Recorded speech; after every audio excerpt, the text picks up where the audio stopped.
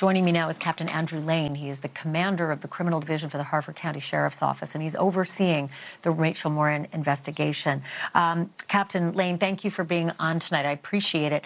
I'm going to ask the same question that I asked of Michael, and that is, why is everything so secret? I covered this, I do true crime for a living, and not many cases are cloaked in this much secrecy as this one, and I only imagine that the more details that are out there can help to generate leads and tips. I also understand keeping things close to the vest, but there's a healthy balance.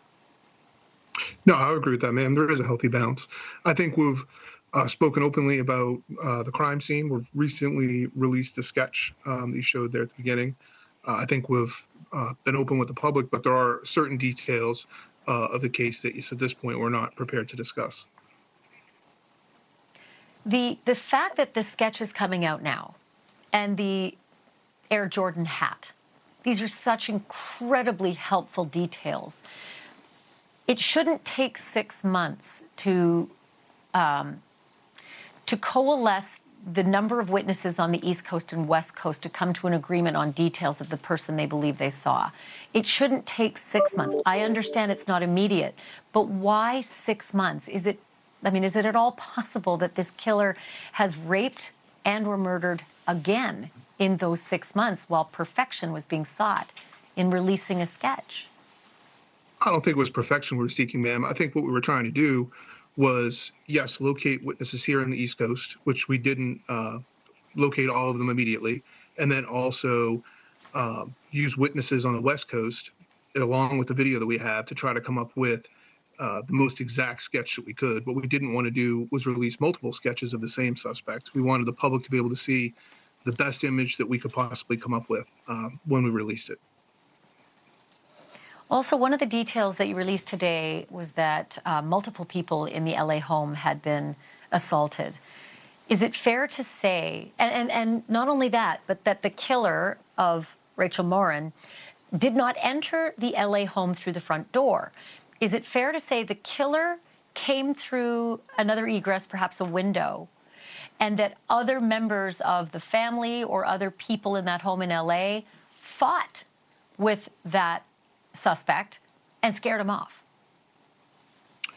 I'm not going to comment exactly how he entered the home, but yes, he didn't enter the front door of the home. He came through another entrance.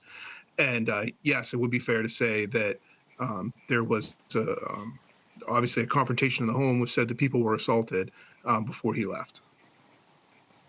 Can you go into a little more detail about that? Was this her family that heard her cry for help? Was it late at night? Was it in the middle of the night? You have to understand, if you're looking for someone, you have to help the public help you. And so it helps to know the MO of someone like this. Sure, I understand that. I can't go into a lot of details because it's still an active investigation for the Los Angeles Police Department, but I can say that I think by looking at the video, as you discussed, it happened during the evening hours, that he didn't enter the home through the front door, and that he assaulted people when he was inside the home.